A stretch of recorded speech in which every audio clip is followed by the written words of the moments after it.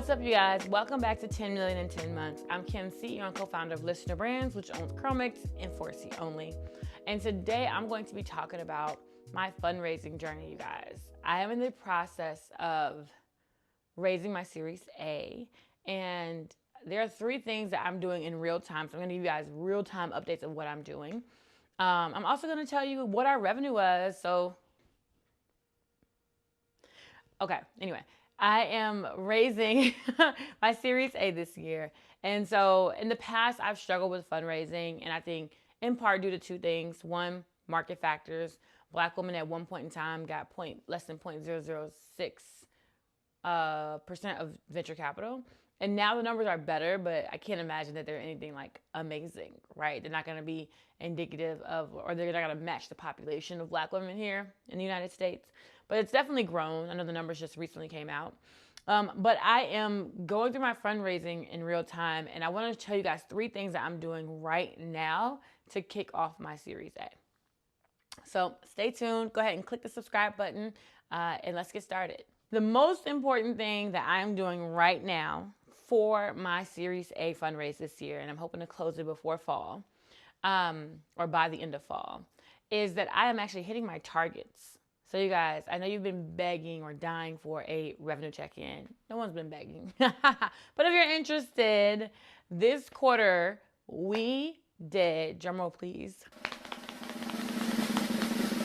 $2.15 million in revenue, guys. 2.15. So what does that mean? It means last month was nearly $1 million month for us.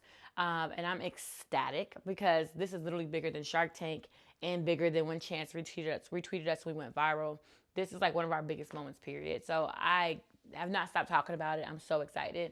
And it's honestly the perfect time to be fundraising when you are having that hockey stick kind of growth.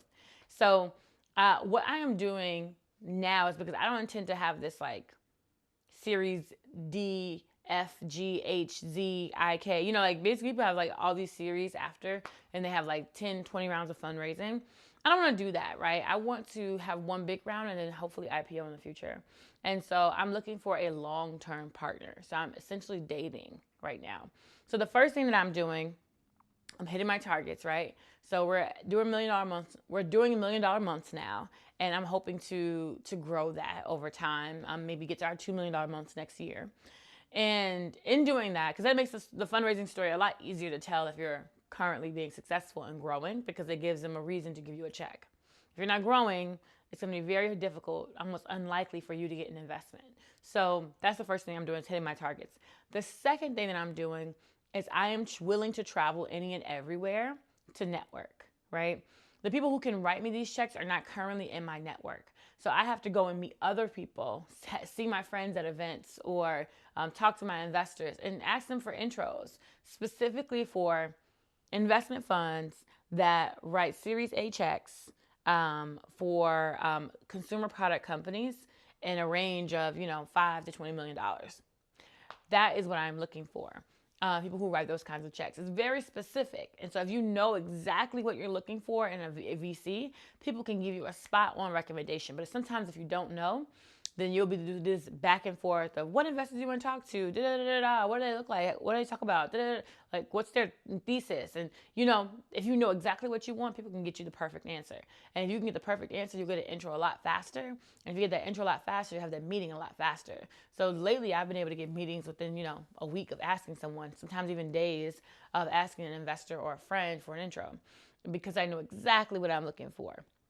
If I didn't tell them check size, if I didn't tell them CPG, they might send me 20 different funds. I might get all these meetings and waste all of my time because none of them, I'm either too far or too early, or too small, too big, or they don't do CPG and they do, SaaS, or they do AI or AR, whatever. You know what I'm saying? So it's really important to know exactly what you're asking for, but also to be going to places to network to get these intros.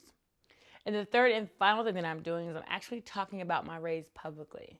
A lot of times people will keep it secret for good reason, but I really believe in building in the open. I think that if you are quiet about what you need, you won't get it. And so it's very important to me to talk to the people I know, my friends who are also in raising venture, or who are in investing, or who are in consumer product goods, or my angel investors, just to talk to them about what I'm doing. And you know, I'm not gonna give you too many details about what I'm doing, but I am raising my Series A. So if you know some CPG investors who write Series A checks who you think will be interested, email me. But those are the three main things that I'm doing to raise my Series A, and I'll let you guys know how those meetings are going, and wish me luck. Thank you so much for watching 10 Million in 10 Months, and I will see you guys in our next video.